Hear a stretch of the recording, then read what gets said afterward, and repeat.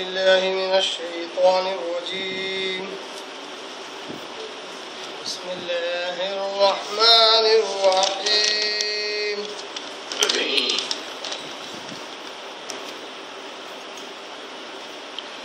زين للناس حب الشهوات من النساء والبنين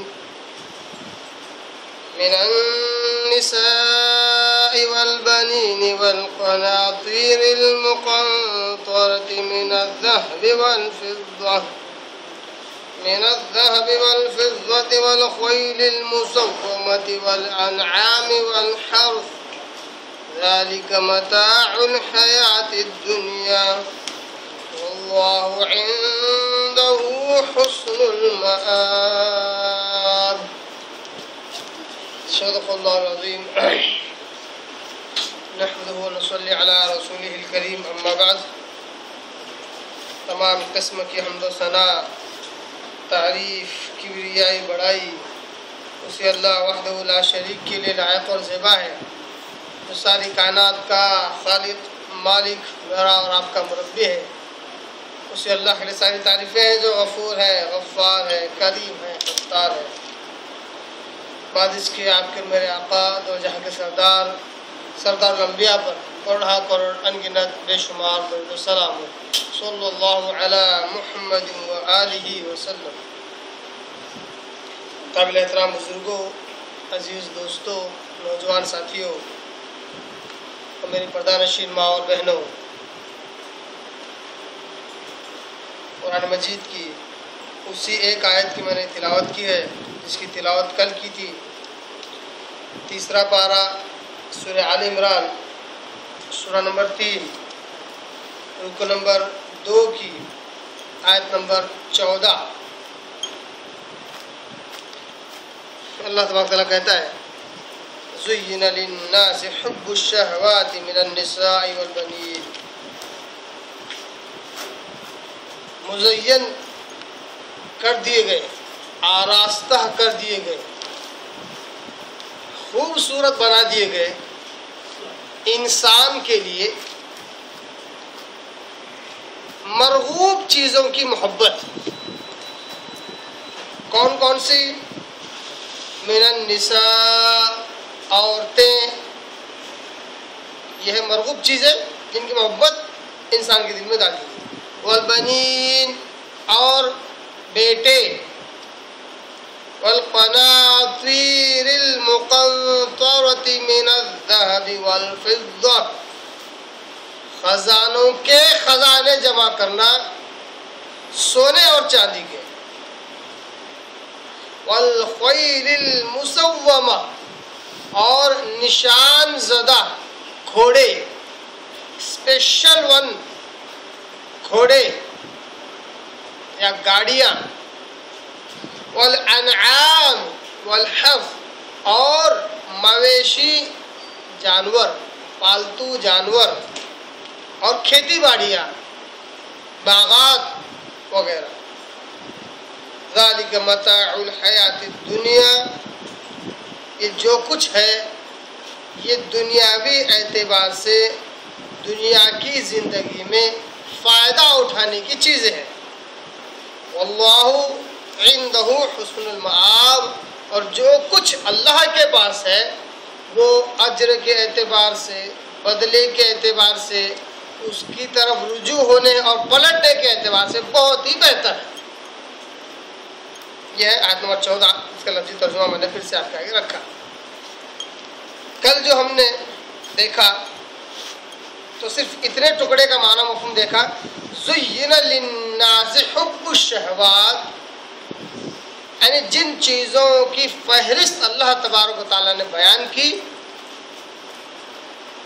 وہ فہرست مرغوب چیزیں ہیں جن کی محبت انسان کے دل میں ڈال دی گئی ہے. تو کیوں اور کیسے ڈال دی گئی؟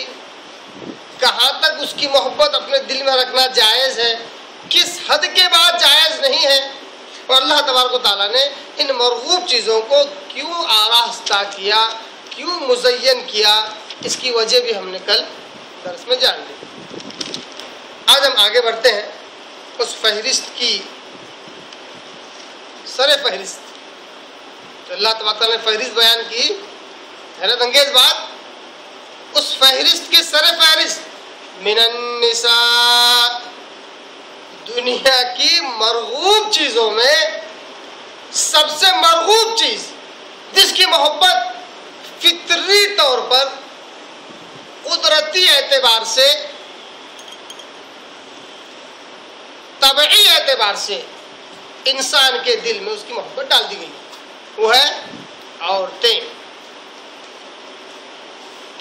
اب آئیے آج کے درس میں بالخصوص عورتوں کے تعلق سے ہم سمجھتے ہیں کہ اس آیت میں عورتوں کا کیا اور کیسے تذکرہ آیا اور کس طرح اللہ تبارک تعالیٰ نے انہیں مرغوب اور پسندیدہ چیز قرار دیا. قرآن مجید کیا کہتا ہے عورتوں کے تعلق سے؟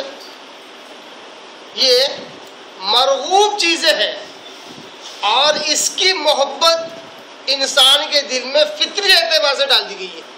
میں کہتا ہوں قرآن مجید کی یہ ایک آیت بھی کافی ہے کہ قرآن مجید عورتوں کی تضلیل نہیں کرتا بلکہ عورتوں کو عزت بخشتا ہے، عورتوں کو عزت بخشتا ہے.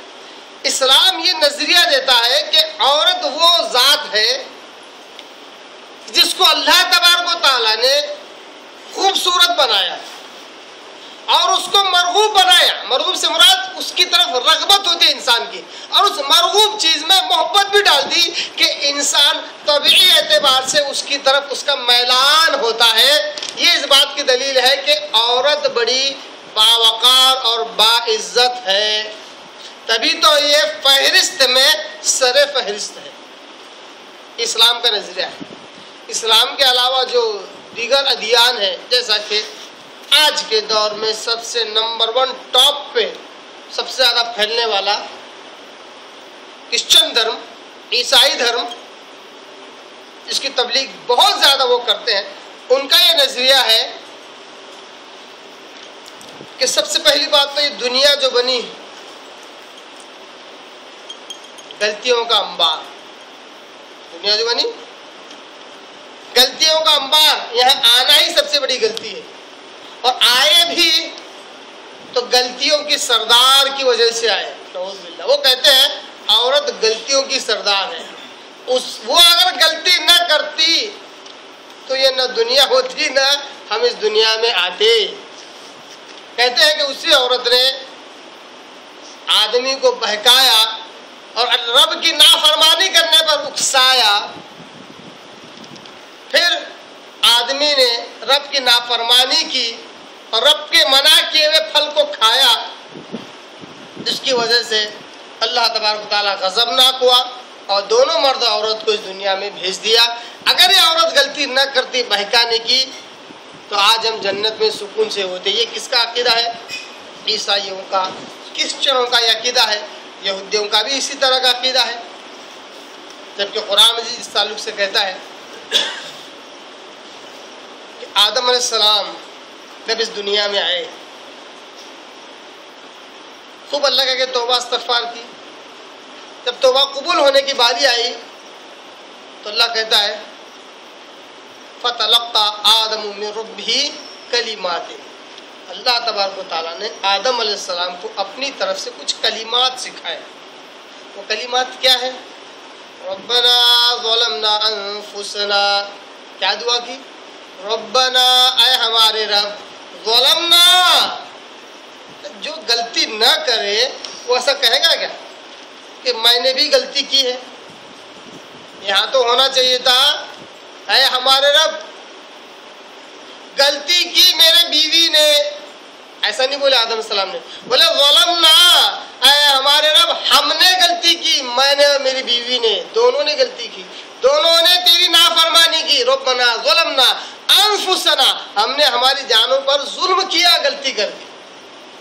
وَإِن لَّمْ تَغْفِرْ لَنَا، اور اگر تو ہمیں نہ بخشے اور ہم پر رحم نہ فرمائے تو ہم نقصان اٹھانے والوں میں سے ہو جائیں. لَنَكُونَنَّ مِنَ الْخَاسِرِينَ. یہ دعا یہ بتلا دی ہے کہ آدم علیہ السلام نے جب یہ دعا مانگی تو اللہ تبارک و تعالیٰ کی رحمت جوش میں آئی اور آدم علیہ السلام کو اللہ نے معاف کر دیا. اللہ تبارک و تعالیٰ خود سورہ اعراف کے اندر دعویٰ کر کہتا کہ ہم یہ کلمات سکھائے. جب آدم علیہ السلام نے کلمات ادا کیے تو ہم نے انہیں معاف کیا.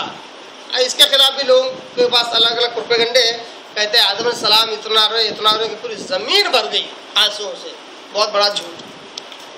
اور اس کے بعد یاد آتا ہے کئی سالوں کے بعد, اتنا رونے کے بعد, کہ عرش پر کچھ لکھا ہوا تھا لا الہ الا اللہ محمد رسول اللہ. یاد آیا اللہ جس ہستی کا نام تو نے اپنے نام کے ساتھ جوڑ رکھا ہے, اس ہستی کے سب کے دفعل میں میری دعا قبول فرما. تو اللہ بڑا حیرت انگیز ہوتا, تمہیں کیسے معلوم ہوا؟ ارے میں نے دیکھ لیا تھا عرش پر تیرے نام کے ساتھ اس محمد کا نام صلی اللہ علیہ وسلم. ٹھیک ہے جاؤ, تم نے اس محمد کے صدقے میں مانگ لیا, میں نے معاف کر دیا. من گھڑت اور جھوٹی حدیث, موضوع حدیث. جن لوگوں نے اس حدیث کو پیش کیا وہ بھی لکھتے ہیں کہ یہ موضوع اور من گھڑت حدیث ہے, پھر بھی راستہ بتلا دی اس کے ذریعے سے. یعنی ایسا ہی ہوا کہ بجھا ہوا دیا لے کر راستے پر نکلے, مسافروں کی راہ بتلا نکلے. لوگوں نے کہا ہے تو بجھا ہوا دیا ہے, ہاں تبھی تو راہ بتلا رہے ہیں, تبھی تو راہ بتلا رہے ہیں. ارے بیوقوف, جب بجھا ہوا دیا ہے تو کسی راہگیر کی رہنمائی کیسے کرو گے؟ بہرحال آدم علیہ السلام اور حوا علیہ السلام دونوں نے غلطی کی. اس طرح کے الفاظ ہمیں قرآن میں ملتے ہیں. جبکہ عیسائیوں کا عقیدہ ہے کہ یہ عورت کی غلطی جس کی وجہ سے ساری دنیا آئی ہوئی. اس لیے آج بھی وہ کہتے ہیں کہ اگر دنیا میں کوئی کام غلط ہو, یہ عیسائی ہے.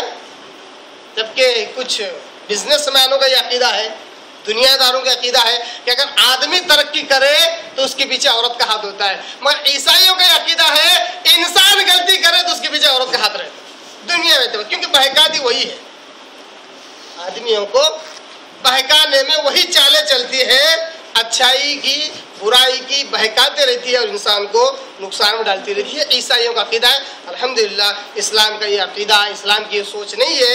اسلام مرد اور عورت دونوں کو برابری کا حق دیتا ہے بحیثیت انسان. یاد رکھیے اس بات کو, اسلام مرد اور عورت کو دونوں کو برابری کا حق دیتا ہے بحیثیت انسان ہونے کے. دونوں میں فرق کرتا ہے بحیثیت فطری تخلیق کے. اب ظاہر سی بات ہے جس کی تخلیق جیسی ہوگی ویسے اس کے احکام اور مسائل ہوں گے. آدمی قوت اور طاقت کے لیے بنایا گیا ہے, اس سے وہی کام لیا جائے گا, وہی احکام بیان کیے جائیں گے. عورت فطری اعتبار سے کمزور پیدا کی گئی ہے, اس کو ویسے احکامات دیے گئے ہیں. جہاں جیسا موقع یا جیسے احکامات اللہ تبارک تعالیٰ کو موجود ہے اللہ نے بیان کر دیے. مگر بحیثیت انسان دونوں کو اللہ تبارک تعالیٰ نے یکساں حقوق دیے. یہاں تک کہ اللہ تبارک تعالیٰ قرآن مجید میں بے شمار جگہ پر یہ بات کہتا ہے کہ چاہے مرد ہو یا عورت, جو کوئی ایمان لے آئے اور نیک اعمال کرے, ہم اسے دنیا کی زندگی میں خوش عیش زندگی دیں گے اور آخرت میں ہم نے اس کے لیے جنت تیار کر رکھی. یہ مرد عورت دونوں کے لیے اللہ نے وعدہ کیا. اگر دونوں میں فرق اللہ تبارک تعالیٰ کرتا تو دونوں کا الگ الگ تذکرہ کرتا.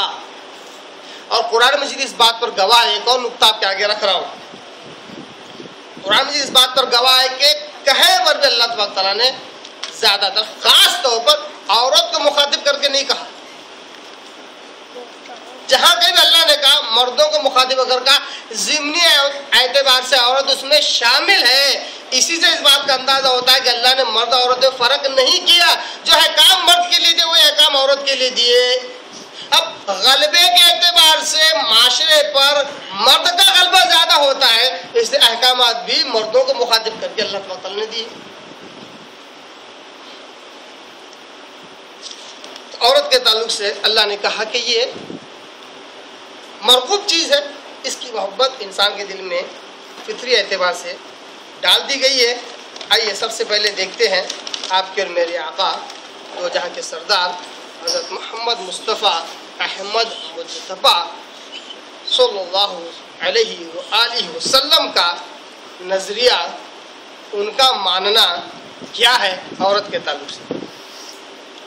عن انس رضی اللہ تعالیٰ عنہ قال, انس رضی اللہ تعالیٰ عنہ کہتے ہیں قال رسول اللہ صلی اللہ علیہ وسلم, اللہ کے رسول صلی اللہ علیہ وسلم نے فرمایا حبب الی من الدنیا النساء والطیب وجعل قرۃ عینی فی الصلاۃ. تین چیزیں آپ صلی اللہ علیہ وسلم نے بیان کی. پہلی چیز پھر سے فہرست کی سر فہرست. کتنی تعظیم و تکریم ہے عورت کی، آپ اس سے اندازہ کر سکتے ہیں. پھر سے فہرست بیان کی گئی، سر فہرست وہی. آپ صلی اللہ علیہ وسلم کہتے ہیں حبب الیہ، مجھے مرغوب پسندیدہ ہے، میں بہت زیادہ چاہتا ہوں. میں دنیا کی چیزوں میں سے، دنیا کے ہزارہا مال و متاع دولت کے اندر سب سے پسندیدہ چیز آپ صلی اللہ علیہ وسلم کہتے ہیں مجھے کوئی ہے تو وہ عورت ہے. یہ عام ہے، عام نظریہ آپ صلی اللہ علیہ وسلم کا عورت کے تعلق سے. کہ اسلام عزت دے رہا ہے عورت کو. دو جہاں کے سردار، آخری اسلام کا تتمہ جو لے کر آئے، شریعت کا اتمام جو کرنے والے ہیں، جو سردار الانبیاء خاتم النبیین ہے، وہ عورت کے تعلق سے احکامات اللہ کی طرف سے اور اپنا نظریہ خیال اور اپنے احکامات بتلا رہے ہیں کہ دنیا کی ساری اچھی اچھی چیزوں میں سب سے پہلے اور پسندیدہ چیز عورتیں ہیں. اس لیے آپ صلی اللہ علیہ وسلم نے اسی دنیا میں جہاں عبادت کے اعلیٰ درجے بتلائے، عبادت کے اعلیٰ درجے، تقوی کے اعلیٰ درجے بتلائے، وہیں پر نبی صلی اللہ علیہ وسلم نے شادیاں کی، اولاد ہوئی آپ صلی اللہ علیہ وسلم کو، بیویوں کا حق ادا کیا، بیٹی کا حق ادا کیا، ان کی بھی دیکھ بھال کی. یہاں تک کہ امہات المؤمنین رضی اللہ تعالی عنہن کہتی ہیں کہ آپ صلی اللہ علیہ وسلم تو ہمارے ساتھ گھر میں ہمارا بھی ہاتھ بٹھا دیا کرتے تھے، کبھی کبھی تو ہم کو کوئی کام دیتے نہیں، خود ہی اپنا کام کر لیتے تھے. یہ ہے دو جہاں کے سردار. کہتے ہیں حبب الیہ من الدنیا النساء، اس دنیا کی بہترین مال و متاع میں سے مجھے پسندیدہ چیز فہرست کی سر فہرست عورت ہے. والطیب، اور خوشبو ہے. کیا ہے؟ خوشبو مجھے بہت پسند ہے، آپ صلی اللہ علیہ وسلم کہتے ہیں. تیسری چیز بہت مشہور ٹکڑا ہے، یہ ہر عام و خاص جانتا ہے، اور حیرت انگیز بات کبھی یہ بھی ہوتی ہے مسلمانوں کے لیے افسوس والا کام بھی یہ ہوتا ہے کہ یہ حدیث ہے بول کے کیا ہے نہیں معلوم رہتا ہے. یہ افسوس کی بات ہے. معلوم یہ کم علمی جہالت کہنا بھی مناسب نہیں ہے، اس پر افسوس کرنا ہوگا. یہ مثال دیتا ہوں ایک اور. ہم رکوع سے اٹھتے ہیں، ہے نا، کیا بول کے اٹھتے ہیں؟ سمع اللہ لمن حمدہ. ترجمہ کیا ہے؟ سمع اللہ لمن حمدہ، سن لی اللہ نے اس کی جس نے اس کی حمد و ثنا. یہ کیا ہے؟ یہ کہاں سے آیا؟ کس نے سکھایا یہ ہمیں؟ آپ سروے کر کے دیکھو، اچھے سے اچھے پڑھے لکھے حضرات کو بھی نہیں معلوم کہ یہ حدیث کا ٹکڑا ہے. نہیں معلوم ہے. حدیث کا یہ ٹکڑا ہے. حدیث کے اندر یہ الفاظ آئے ہیں سمع اللہ لمن. لوگوں نے سمجھا ارے روایت ہے، پڑھتے آ رہے تو ہم پڑھ رہے. ارے روایت نہیں ہے، یہ اسلام ہے جو احادیث مبارکہ میں ہے. اسی طرح ایک اور حدیث کا ٹکڑا جو بڑا مشہور معروف، بچپن سے سنتے آ رہے ہوں گے، ہو سکتا ہے بہت عام طور پر عوام میں مشہور بھی ہے. اور جعل قرۃ عینی، آپ صلی اللہ علیہ وسلم کہتے ہیں رکھ دی گئی ہے میرے آنکھوں کی ٹھنڈک فی الصلاۃ، نماز میں. کتنی مشہور بات ہے یہ حدیث. سنن نسائی کی حدیث ہے، سیاہ ستہ کی پانچوں نمبر کی حدیث کی کتاب سنن نسائی کی یہ حدیث. آپ صلی اللہ علیہ وسلم کہتے ہیں تین چیزیں مجھے پسندیدہ ہے، میرے لیے پسندیدہ کر دی گئی ہے. ایک عورتیں، دوسرا خوشبو، اور تیسرا نماز میرے لیے بہت زیادہ پسندیدہ ہے کہ اس کو ہی میری آنکھوں کی ٹھنڈک بنا دیا گیا ہے. آج ہماری آنکھوں کی ٹھنڈک کیا ہے؟ فلمیں دیکھنا، گانے سننا، موج مستی کرنا، یہ ہماری آنکھوں کی ٹھنڈک ہے. دماغ کام نہیں کر رہا ہے تو ہم حرام چیزوں کی طرف جلدی سے پلٹ جاتے ہیں. کیوں؟ دماغ نہیں چل رہا، رکو ذرا انجن چالو کرتا ہو. کچھ تو پھونک پھاک کے جب انجن چالو ہو جاتا ہے آپ ذرا الرٹ ہو گیا. نہیں، آپ صلی اللہ علیہ وسلم کہتے ہیں میرے آنکھوں کی ٹھنڈک نماز ہے. میں جب نماز پڑھتا ہوں تو مجھے سکون ملتا ہے. کتنے لوگوں کو نماز پڑھنے کا سکون ملتا ہے؟ نماز کا نام لے تو ٹینشن بھی آتا ہے، اور کب بھاگوں، کب امام صاحب سلام پھیرتے ہیں اور میں کب مسجد کے باہر رہوں. یہ بھاگنے کا طریقہ ہے یا قریب آنے کا طریقہ نہیں ہے. سنن نسائی کی حدیث آپ وسلم نے عورت کے تعلق سے کہا کہ مجھے بہت زیادہ محبوب ہے عورت. آپ وسلم کا یہ قول اس بات کو ثابت کرتا ہے کہ فہرست کی سر فہرست عورت پھر سے عزت کا مقام حاصل کر رہی ہے اس حدیث کی بنا پر. اب آئیے صحابی رسول کا کیا معاملہ تھا. ہم نے آپ وسلم کا معاملہ دیکھ لیا. صحابی رسول رضی اللہ تعالیٰ عنہ کا کیا معاملہ ہے عورت کے تعلق سے، وہ بھی ہم دیکھ لیتے ہیں. صحیح بخاری حدیث کا ٹکڑا پیش کر رہا ہوں. اس حدیث کو، ایسی حدیث کو حدیث موقوف کہتے ہیں، یعنی اس میں صحابی کا قول ہو. یہ بھی دلیل ہوتی ہے ہمارے لیے. صحابی کوئی بات کہے، عمل کر کے بتلائے تو وہ دلیل ہوتی ہے. عن سعید بن جبیر رحمہ اللہ، تابعی ہے، وہ کہتے ہیں قال لی ابن عباس، مجھ سے ایک مرتبہ ابن عباس رضی اللہ تعالیٰ عنہ نے کہا. عبداللہ ابن عباس صحابی، انہوں نے ایک مرتبہ مجھ سے کہا هل تزوجت، کیا تم نے شادی کی، کیا تم نے نکاح کیا؟ قلت، میں نے کہا لا، نہیں ابھی تک نہیں کیا. تو کہتے ہیں قال تزوج، نکاح کر لو. جملہ بڑا اہمیت کا حامل بھی ہے، خطرناک بھی ہے سمجھنے کے لیے. آپ کہتے ہیں صحابی رسول تزوج، نکاح کرو. فإن خیر هذه الامة، کہ بے شک اس امت کے بہتر افراد، بہترین افراد وہ ہیں فأکثرها نساء، کہ جن کی عورتیں زیادہ ہوں وہ بہت بہتر لوگ ہیں اس امت کے. ایک شادی بھی ابھی انہوں نے نہیں کیے تھے تو ایسی ترغیب دے دیے کہ صحیح بخاری کی حدیث ہے. اب اس کو سمجھنے کے لیے ہم کو ٹائم لگ سکتا ہے، مگر حدیث اپنی جگہ پہ رہے گی. بہت سارے لوگ کیا کرتے ہیں، حدیث کو لے لیتے ہیں، جب سمجھ میں نہیں آتا ہے تو کیا کرتے ہیں، رک جا میں تھوڑا ترقی کر کے آتا ہوں. نہیں، حدیث تو آلریڈی ترقی کی ہوئی ہے، ہم کو وہاں تک پہنچنے کے لیے ٹائم لگ سکتا ہے. 1 مہینہ، 2 مہینے، 1 سال، 10 سال، 10 سال بعد اللہ تعالیٰ توفیق دیتا ہے، ذہن کھلتا ہے تو حدیث سمجھ میں آتی ہے. صحابی رسول حضرت عبداللہ ابن عباس رضی اللہ عنہ کہتے ہیں کہ فإن خیر هذه الامة، اس امت کے بہترین افراد وہ ہیں اکثرها نساء، جن کی عورتیں زیادہ ہوں. ایک بیوی کر لیے،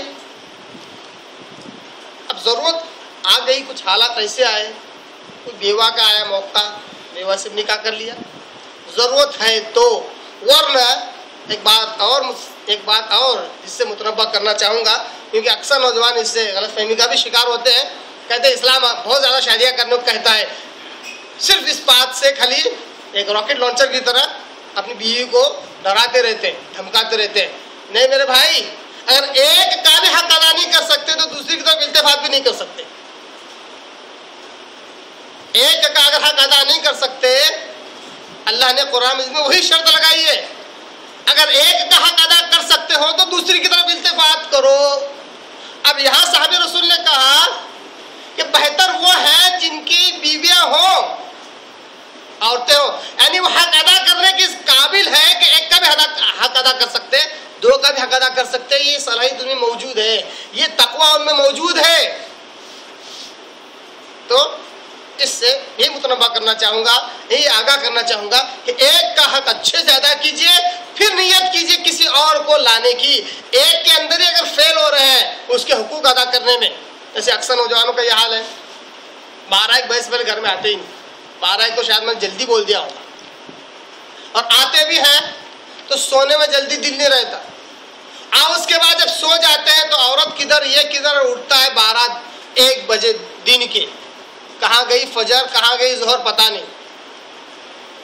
اور ساری امیدیں عورت سے ہوتی ہے کہ سارے کام کاج کر کے سیٹ کر کے مجھے اٹھانا، اٹھو جی، مطلب عزت اتنی بھی دینا. رات بھر بیوی کو نہیں پوچھا تو چلتا، اور بیوی صبح برابر بیڈ ٹی لے کے آنا اس کے پاس. واہ نواب صاحب، بیوی کا حق بالکل ادا نہیں کریں گے، پر بیوی سے سارے حقوق کا مطالبہ کریں گے. اب اس کے بعد 12-1-2 بجے کیسے بھی اٹھے، نہا دھوئے، حق یاد آتا سب سے پہلے دوستوں کا. ارے رک، ابھی آیا، 2 منٹ میں آیا، 5 منٹ میں آیا. آپ دوست کو بولتے 2 منٹ میں آیا تو 1.5 منٹ میں پہنچ جاتے ہیں، اور بیوی کو شام میں آنے سے پہلے بولتے 2 منٹ میں آیا تو 2 گھنٹے گزر جاتے ہیں، مگر بیوی کے پاس نہیں پہنچتے. یہ دوستوں کا حق زیادہ ادا کرتے ہیں، بیوی کا حق کم ادا کرتے ہیں. یہ بہت غلط بات ہے. حقوق ادا کر کے پھر آپ دوسرے کی طرف التفات کیجئے، کوئی حرج نہیں ہے. بہرحال یہ صحابی کا معاملہ ہے جس سے عورت کا مقام معلوم ہوتا ہے کہ عورت کو پھر سے اہمیت دی گئی. عام طور پر فطری اعتبار سے اس کی محبت انسان کے دل میں ڈال دی گئی. اسی طرح ایک اور مشہور حدیث آپ کے آگے رکھ رہا ہوں. عورت کے تعلق سے نبی صلی اللہ علیہ وسلم کا کیا فرمان ہے. صحیح مسلم کی حدیث، بہت مشہور حدیث، یہاں تک کہ ہر خطیب نکاح کے خطبے میں اس حدیث کو پڑھتا ہے. حضرت عبداللہ ابن عمر رضی اللہ تعالیٰ عنہ اس حدیث کے راوی، وہ کہتے ہیں ان رسول اللہ صلی اللہ علیہ وسلم قال، اللہ کے رسول صلی اللہ علیہ وسلم نے کہا، الدنیا متاع، دنیا فائدہ اٹھانے کی چیز ہے. دنیا کیا ہے؟ فائدہ اٹھانے کی چیز ہے. وخیر متاع الدنیا، بہترین فائدہ اٹھانے کی چیز اگر اس دنیا میں کوئی چیز ہے، المرأۃ الصالحہ، تو وہ نیک اور صالح بیوی ہے. نیک اور صالح. پہلے ٹکڑے کو سمجھتے ہیں ایک مثال کے ذریعے سے. اب دنیا متاع، دنیا بہترین چیز ہے فائدہ اٹھانے کے لیے. اب دنیا متاع، صحیح مسلم کے الفاظ ہیں، دنیا فائدہ اٹھانے کی چیز ہے. اب فائدہ اٹھانا کس کو کہتے ہیں، آئیے اس کو ذرا سمجھ لیتے ہیں. عام مثالیں بہت سارے لوگ دیتے ہیں، میں سمجھنے کے لیے بہت ہی گہرائی اور گہرائی اس مثال میں پائی جاتی ہے. اگر کسی جگہ پر شہد گرا ہو، بہت سارا شہد گرا ہوا ہے، ایک مکھی بن بناتے اس شہد کے قریب آتی ہے، اس کے بازو بیٹھ کر چوسنا شروع کر دیتی ہے. بڑا مزہ آتا ہے، بڑا مزہ آتا ہے، یہ تو بڑا زبردست شہد ہے، پر باہر سے چوس رہی ہوں تو اتنا مزہ آ رہا ہے، اس کے اندر ڈبکی لگاؤں گی تو پتہ نہیں کتنا مزہ آئے گا. یہی حال ہے انسان کا اور دنیا کا. جب تک دنیا اس کے دور رہ کر، دین کے اندر رہ کر اس سے مزہ لیتا رہے گا، واقعی دنیا میں رہنے کا مزہ آئے گا. بول گا یار اتنا مزہ دور رہنے پر آ رہا ہے، اس میں چھلانگ لگاؤں تو کتنا مزہ آئے گا. اسی مکھی کی طرح تڑپ تڑپ کر مر جائے گا اور کبھی دنیا کے جھمیلوں سے باہر نہیں نکل پائے گا. تو دنیا فائدہ اٹھانے کی چیز ہے، دور سے رہو اور فائدہ ہی اٹھاؤ، اس میں ملوث ہونے مت جاؤ، انڈلج مت ہو اس میں. یہ ہے الدنیا متاع، فائدہ اٹھانے کی چیز ہے. وخیر متاع الدنیا المرأۃ الصالحہ، بہترین فائدہ اٹھانے کی چیز اگر اس دنیا میں کوئی ہے تو وہ ہے المرأۃ الصالحہ، نیک اور صالح بیوی. المرأۃ الصالحہ یعنی نیک اور صالح عورت، یعنی کہ بیوی. کیوں نیک اور صالح بیوی کو بہترین متاع، بہترین فائدہ اٹھانے کی چیز کیوں کہا گیا؟ کیونکہ جس کی بیوی نیک ہوتی ہے وہ دنیاوی اعتبار سے ہزارہ کروڑہ برائیوں سے بچتا ہے. کتنے؟ ہزارہ کروڑہ. اس لیے غالباً ایک حدیث میں آتا ہے، آپ صلی اللہ علیہ وسلم نے کہا کہ جس نے نکاح کیا اس کا آدھا دن مکمل ہو گیا. اب اس کو صرف آدھے دن کی فکر کرنا ہے. آدھا دن کیوں مکمل ہو رہا ہے؟ ہزارہ کروڑہ برائیوں سے وہ اپنی بیوی کی وجہ سے بچ رہا ہے. اسی طرح بیوی بھی اپنے شوہر کی وجہ سے ہزارہ کروڑہ برائیوں سے بچ رہی ہے. دونوں کا آدھا دن مکمل ہو رہا ہے. سمپل اس آدھے دن کی فکر کرنا جس میں عبادت ہے، تقوی ہے، پرہیزگاری ہے، اخلاق ہے، صلہ رحمی ہے، خیرات و صدقات ہے، اس کو آپ اس میں پکڑ لیجیے. اسی طرح جو نیک اور صالح بیوی ہوتی ہے وہ آدمی کو ہر اعتبار سے سپورٹ کرتی ہے، کبھی اس کے نیک اعمال میں روڑے نہیں اٹکاتی، ہرڈلس نہیں کھڑے کرتی، بلکہ اس کا سپورٹ کرتی ہے، ہر اعتبار سے اس کا ساتھ دینے کی کوشش کرتی ہے. کیوں؟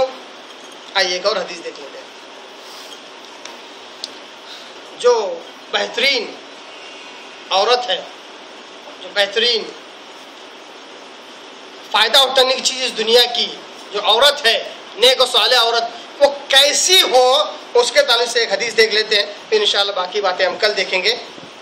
یہ حدیث میں جو سنانے جا رہا ہوں، یہ حدیث سنن نسائی، مستدرک حاکم، مسند احمد، مصنف ابن ابی شیبہ اور سنن الکبریٰ البہقی کے اندر یہ حدیث ہے۔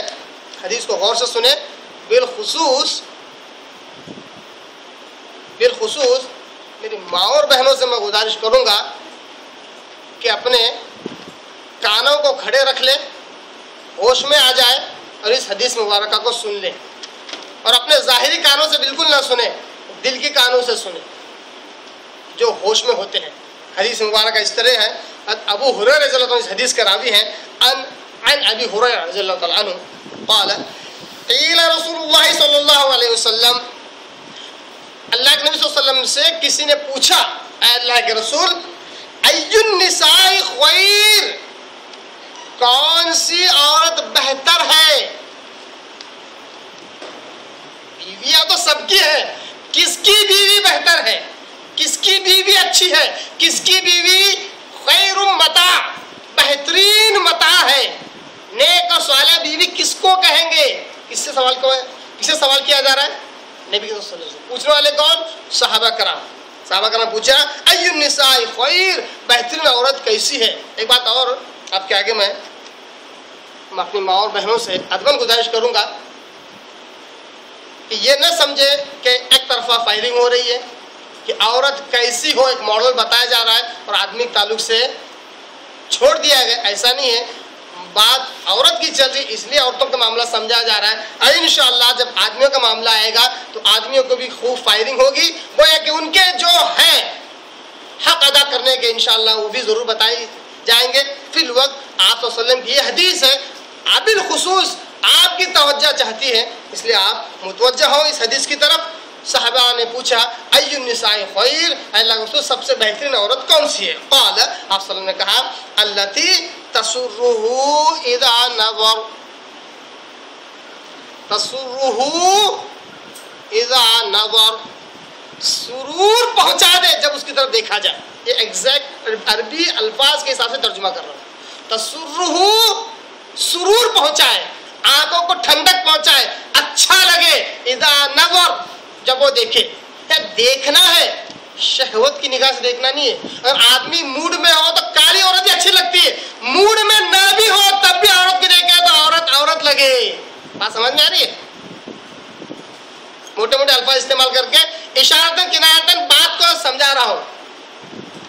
عام طور پر عورت کو دیکھے تو عورت بھلی لگے، اچھی لگے۔ یہ عورت کے اوپر بھی ڈیپینڈ ہے کہ وہ کیسی رہتی ہے اور کیسا اپنے آپ کو ریپرزینٹ کرتی ہے، اپنے آپ کو پیش کرتی ہے اپنے شوہر کے لیے۔ انشاءاللہ اس کے ساتھ ایک اور ضمنی حدیث آپ کہہ کے رکھوں گا تاکہ یہ حدیث کو تقویت ملے۔ اور آگے آپ سلام کہتے ہیں تُطِعُهُ اِذَا أَمَرَ، اور فوراً اطاعت کر لے جب اس کو حکم دیا جائے۔ ہاں کر رہی نا، ارے بولی نا، ارے رکو تو صحیح، صبر تو کرو، ٹھیک ہے، ایک بار دو بار حالات جیسے ہوں گے انسان اس حساب سے چال چلن چلتا ہے، کوئی حرج نہیں ہے۔ مگر ہر بار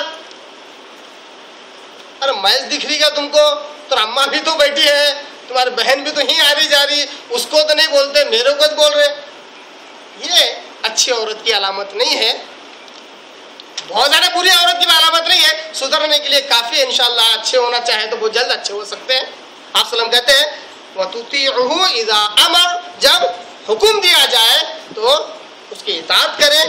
وَلَا تُخَالِفُوا، یہ بڑا اہم ہے، یہ جو صفت ہے جس کا ذکر یہاں ہو رہا ہے، اللہ معاف کرے بدگمانی نہیں کر رہا ہوں، اکثر مسلمان عورتوں میں آج کل معاشرے میں اس کا فقدان ہے، نہیں پایا جا رہا ہے۔ وَلَا تُخَالِفُهُ فِي نَفْسِهَا وَمَالِهَا بِمَا يَكْرَهُ، اس کا شوہر جس چیز کو ناپسند کرتا ہے اس کی غیر موجودگی میں اپنے نفس کی اور اپنے مال کی حفاظت کرے۔ شوہر رہنے میں، پردے میں رہنے میں کوئی کمال نہیں ہے، کوئی کمال نہیں ہے، کیونکہ آدمی کی نگاہ اس پر ہے۔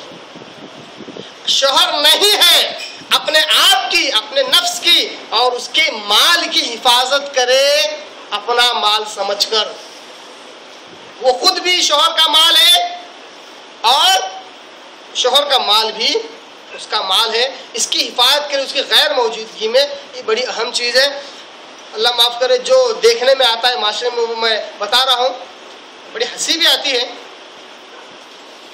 کہ پتہ نہیں یہ گلیاں جو ہوتے ہیں، گلی اس کو گھر سمجھ لیتی ہیں۔ برقع پہنتے پہنتے پہنتے گلی کا آخری کونا آ جاتا، تب برقع پہننا ہو جاتا ہے ان کا۔ کیوں؟ ارے اپنے لوگ ہیں۔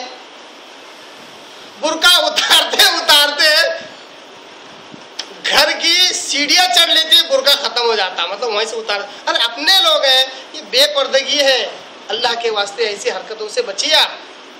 شوہر کے ہوتے ہوئے یا اس کی غیر موجودگی میں یہ چیز ناپسندیدہ ہے۔ جس سے پردہ کرنا ہے کرنا ہے، جس سے نہیں کرنا نہیں کرنا ہے۔ ایک اور حدیث آپ کے آگے رکھ کر اپنی بات ختم کرتا ہوں انشاءاللہ، باقی باتیں ہم کل دیکھیں گے۔ انہی احادیث پر سے بڑا اہم مسئلہ نکالنا ہے، اس کو اگر واضح کروں گا تو بہت ٹائم جائے گا۔